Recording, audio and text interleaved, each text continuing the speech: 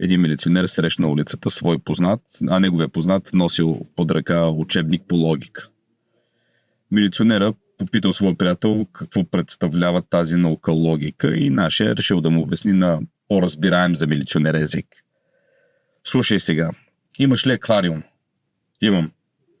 Тогава, след като имаш аквариум, това означава, че обичаш животните. След като обичаш животните, значи обичаш и хората. А след като обичаш и хората, значи обичаш и жените.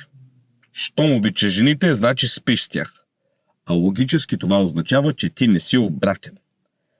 Нашия милиционер станал шашнат от тази логика и още преди да се съвземе срещнал друг милиционер и му казал: абе, ти знаеш ли какво е логика? И он си отговорил: ами не. Нашия решил да му обясни. Слушай сега, имаш ли аквариум? Еми, нямам, отвърнал от другия милиционер. Значи си обратен.